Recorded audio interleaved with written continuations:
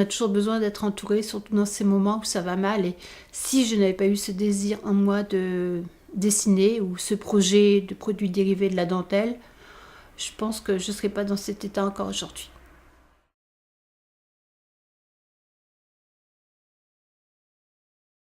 Quand je suis arrivée à Calais, j'ai été choquée par le climat social, par les usines qui fermaient. Et j'ai vu que c'était une région qui était très magnifique, une ville qui était magnifique, la Côte d'Opale est splendide. Et j'ai remarqué qu'il n'y avait aucun produit dérivé pour le peu de touristes qui venaient dans cette ville, dans cette région. Et j'ai senti qu'il y avait une niche à prendre dans les produits dérivés et avec la dentelle. Parce que bon, c'est mon exemple breton où la Bretagne sait se vendre à travers les boîtes de galettes, les boîtes de sardines avec des œuvres d'artistes locaux. En fait, la Bretagne sait se vendre au niveau touristique. Et j'ai trouvé que le Nord-Pas-de-Calais n'avait pas encore cette démarche.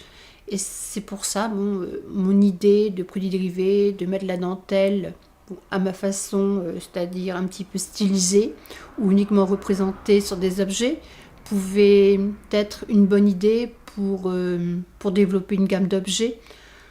Et j'ai travaillé dans ce domaine. Comme la dentelle que j'utilise, en fait, c'est uniquement des chutes de dentelle parce que il est jeté ou l'utiliser à des fins personnelles, pour faire des petits rideaux, des coussins. Moi, c'est une amie qui m'a envoyé des sacs de dentelle, 70 kilos, à domicile. Et bon, chaque jour, je faisais des prototypes d'objets, je recherchais les motifs adéquats à certaines utilisations, pour mettre sur des t-shirts, sur des sacs. Et entre deux, comme il fallait que je négocie le droit des motifs, parce que ce sont des motifs qui sont hautement protégés par les denteliers pour éviter les copies, je n'aime pas attendre. Je ne suis pas patiente, donc entre deux, j'ai découpé, détruit la dentelle que j'ai commencé à coller sur des toiles comme ça pour essayer. Et j'ai fait une opération porte ouverte, atelier d'artistes à Calais, et mon travail a plu. Les gens sont venus en grand nombre dans mon atelier. J'avais ouvert un petit livre d'or pour conserver les témoignages, et j'avoue que les encouragements de la population locale, le fait qu'ils considèrent que moi, mon travail sur la dentelle, que ce soit mes objets ou mes recherches artistiques sur des toiles plaisent, ça m'a encouragée à travailler encore dans ce sens et à continuer. FR3 Nord-Pas-de-Calais m'a fait le plaisir de venir à la maison un après-midi, un jour de porte ouverte. Ils ont fait un petit reportage sur mes idées, mais le plus appréciable, c'est que des ouvriers de la dentelle qui passaient à la maison pour voir mon travail, appelaient leurs amis au téléphone en leur disant venez voir, ça vaut le coup, ça s'est jamais vu, la jeune femme est passionnée.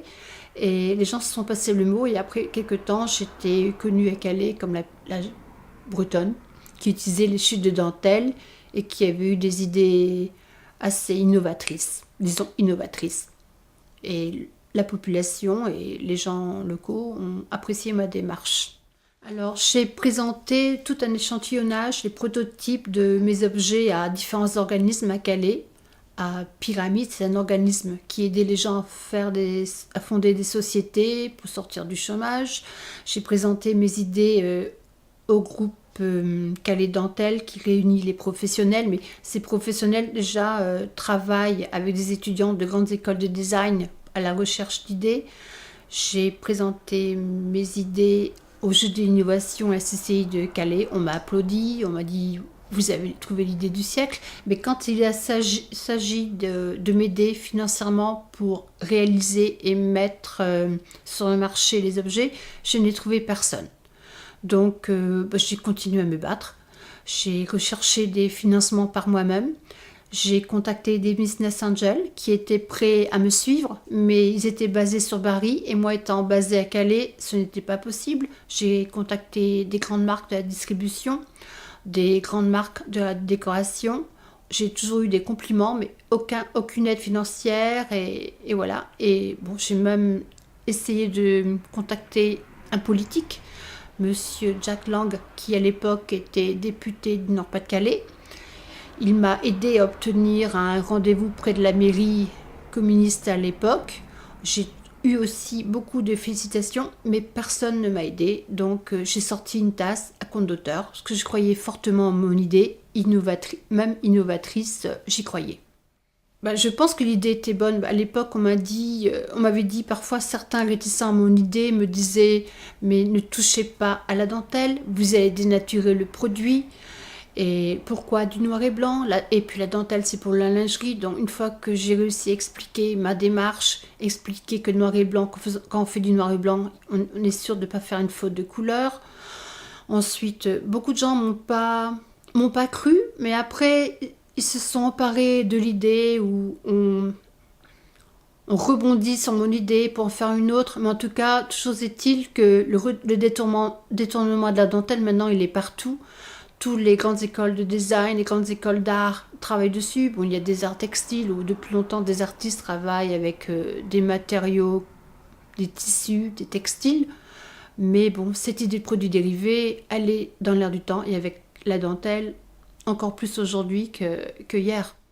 Donc mon mari a été, là je n'aspirais plus, muté en Bretagne en 2006. On s'était mariés en 1984 et après beaucoup de déménagements, il m'a dit un jour, je suis muté en Bretagne. Là j'y croyais plus, mais le pire, je ne voulais pas quitter Calais.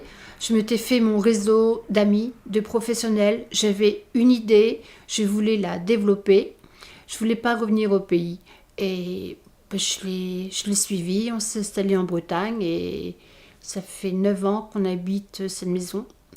Bon, je n'ai plus d'enfants à charge, ils sont loin désormais. Mais mon idée qui avait germé à Calais, je continue. Je continue à peindre, à utiliser la dentelle de Calais contre vent et marée, mais en plus maintenant je m'attaque aussi à la dentelle bretonne et je pense qu'il y a un marché pour les dentelles, les produits dérivés des dentelles, quelle que soit leur origine. J'ai deux passions, j'aime la création, mais j'aime organiser et j'aime aussi le monde de l'entreprise, donc quand j'en ai assez de faire des dossiers, d'essayer de négocier des motifs, être dans l'attente de réponses. Quand je suis fatiguée de rechercher des fournisseurs, je pose mon ordinateur ou mes crayons ou tous les dossiers importants et je vais sur mes toiles et je colle et détruis la dentelle et ça me change totalement, mais je pense que c'est mon côté école de commerce et mon côté création. J'ai les deux en moi, j'ai besoin de m'exprimer et puis aussi d'avoir des dossiers importants à régler.